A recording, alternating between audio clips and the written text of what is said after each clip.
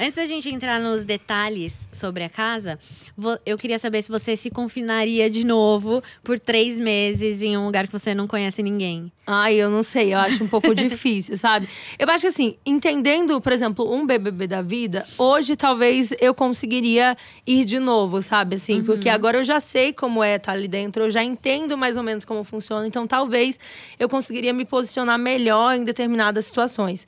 Mas pensando em um outro tipo de reality que seja mais ou menos esse perfil, talvez não sinto que eu consiga, sabe? Por todos esses motivos. Porque eu nunca estive ali, porque essa loucura do confinamento também mexe muito com o psicológico. Eu não sei se, tipo, estaria pronta psicologicamente falando também. Então, hoje em dia, eu não sei se eu voltaria. Qual foi a sua primeira expectativa no primeiro dia de ao vivo, assim, da casa? Gente, não, é um dia de euforia total. Você não sabe exatamente o que você tá fazendo ali. Você ainda fica, será que isso é real? Será que eu tô, sei lá, uma pegadinha intrusivo? Um sonho que eu tô achando que eu tô vivendo e não é verdade. Então, o primeiro dia tem essa euforia, sabe? Assim, não dá pra entender muito bem. Eu não conseguia. Nossa, Tadeu falou meu nome. Meu Deus, Tadeu falou meu nome. Tipo, tudo era muito incrível. Tudo era muito, sabe, assim, espontâneo. Então, acho que no primeiro dia não tem muito, assim… entendi. Eu acho que eu fui entender de verdade, acho que na segunda semana, quando eu passei pelo meu primeiro paredão. Que aí dá um choque de realidade. Por aí, você tá aqui mesmo e você pode sair amanhã. Aí, respira e aí começa a tentar tudo de novo. Dá uma sensação de mundo paralelo, porque você entra ali e você, teoricamente, sabe que tá todo mundo te vendo. Só que quando você entra ali, você não vê ninguém te vendo. Exato. E aí você fica… Putz, será que me conhecem? Será que não me conhecem? Será que tá dando certo? Será que eu tô me cancelando? Tem todas essas sensações? Todas essas questões, elas vêm. E eu acho que, principalmente, esse lugar de como a nossa cabeça entende o que é o confinamento, né? Porque, cara, dentro da casa… Por exemplo, eu acho que na segunda semana, eu já não me lembrava que existiam câmeras… A gente sabe, mas assim, não é uma coisa que a gente se lembra o tempo todo. Muitas vezes você tá vivendo a sua vida e aí você escuta o barulho da câmera mexendo e você fala, nossa, realmente, esqueci, né? Tem uma câmera aqui. Mas assim, no geral, a sua mente entra num universo literalmente paralelo que você vive aquela realidade, que aquela é a sua única realidade possível e que cada pessoa que sai daquele espaço é como se a pessoa tivesse morrido. Sabe? A gente começa a pensar na pessoa num lugar de luto, sabe? De tipo, saudade. Nossa, fulano saiu. Alguém apertou o botão. Meu Deus, parece que essa pessoa cometeu um suicídio. Sabe essas sensações de luto mesmo que a gente sofre? Porque a gente entende que aquela é a única realidade possível. E aí parece que assim, se eu sair agora…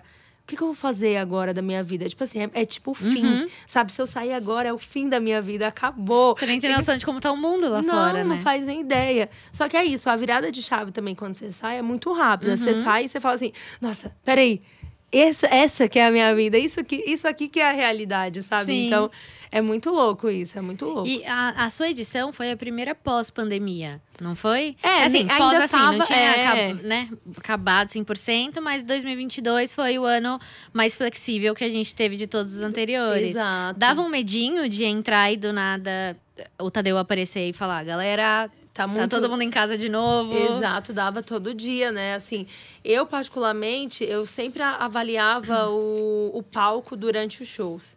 Porque aquilo dava um panorama, se tava melhor ou se tava pior. Porque assim, no primeiro show era tipo um aquário. A banda toda fechada num aquário do lado de lá. Só que à medida que o programa foi avançando, o aquário foi ficando cada vez menor. Tiraram a parte de cima, tiraram a barreira, tiraram lá, deixaram só um negocinho pra pessoa não passar. Então, assim, eu senti que foi aliviando. Isso, em algum lugar, me dizia, tá tudo bem, as coisas lá fora estão ficando melhores e aqui dentro a gente vai conseguir também relaxar. E ainda mais porque é isso, né? A gente, por mais que, por exemplo, eu não tinha filho, não tinha relacionamento, não tinha nada nesse sentido muito próximo, só a minha família, eu sentia menos. Mas eu ficava pensando, a galera que tinha filho, a galera que tinha um marido, uma mulher… É uma outra relação, né? Não consegue desvincular de verdade. Como eu sabia que era minha mãe, era minha irmã, que são relações que não são tão íntimas assim, que não são tão, sabe, desse lugar mais do… faz parte da minha rotina todos os dias ali. eu acho que eu conseguia desconectar um pouco, então eu ficava mais aliviada. E era até melhor, porque eu acho que quando a gente também não consegue desconectar do daqui de fora, bagunça muito a nossa cabeça lá dentro. Porque a gente não se entrega pro jogo pra viver intensamente o que aquilo propõe, porque a gente tá muito preocupado com quem tá do lado de fora, sabe? Então eu tentava, tipo, pensar, tá tudo bem, não tá acontecendo nada com ninguém lá fora. E às vezes eu tinha uns sonhos muito loucos, assim, com a minha família ou com alguém. Aí eu ia no raio-x de manhã e falava, gente, tá tudo bem aí? Ninguém ia me responder. Tá tudo bem, espero que sim, sonhei isso, não sei o quê. Mas era isso, descarregava ali no raio-x, que eu sabia que era aquele momento de ter o contato direto com as pessoas e saía. E voltava pra realidade. Pra realidade. Recentemente, a gente teve o caso da Vanessa Lopes, que ela teve uma dissociação da realidade. Teve algum momento lá dentro que você achou que você tava, tipo... Será que eu tô fora de mim? Ou essa é a realidade mesmo? É o que tá acontecendo? Eu acho que dissociação eu nunca senti. Mas uma coisa que eu sentia muito era como as minhas emoções ficaram diferentes lá dentro, sabe? Primeiro no sentido de que era impossível sentir uma coisa por vez, assim, sabe? Em um mesmo dia a gente ficava triste, feliz, com raiva, com sede, com fome. Tudo o que podia acontecer no mesmo dia você sentia. Então você não conseguia distinguir muito bem que sentimento que eu tô sentindo, sabe? Parecia que ficava tudo muito misturado. E outra coisa também que mexeu muito comigo é que, assim, as 2 primeiras semanas de programa, principalmente, eu fiquei extremamente emotiva, assim. Eu já sou uma pessoa que chora com facilidade, assim. Eu sou uma pessoa emocionada mesmo. Assim, na vida, eu sempre fui chorona. E dentro da casa, isso se potencializou, assim, 1000 vezes mais. Tanto que eu sou uma das pessoas que mais chorou dentro da casa, né? Mas acho que essas coisas, assim, que eu senti, sabe? Como o nosso cérebro funciona, como que o nosso psicológico sente. Mas, assim, dissociação, eu sinto que não. E é possível criar estratégias lá dentro? Você acha que funciona? Ou não passa de uma ideia que uma hora você vai ver que não é realidade? Gente, assim, ó... Eu particularmente, acho que é impossível, sabe? Assim... A gente, principalmente na perspectiva de quem assiste aqui de fora, que fala, ai, se eu tivesse lá dentro, eu ia fazer não sei o quê. É que você perde um pouco da noção do que tá acontecendo, né? E não faz nada do que falou. Justamente por isso, porque, gente, quem tá vivendo lá dentro não tem a mesma perspectiva de quem tá vivendo aqui fora. Por que quando acaba o programa, as pessoas perguntam, ai, mas você não viu que fulano tava fazendo isso? Não. Porque a gente não vê. A nossa visão, ela é baseada única e exclusivamente no que os nossos olhos conseguem ver. E se a gente não tá nos espaços, e às vezes a gente até tá e não consegue enxergar. Porque é isso também, as relações, elas vão se construindo de várias formas diferentes. Então, às vezes, o público tá enxergando uma relação tóxica que pra gente é a melhor relação que a gente tem, sabe? E às vezes o público tá vendo uma relação péssima e que ali dentro é o único apoio psicológico que a gente pode ter, sabe? Então, assim, são várias camadas.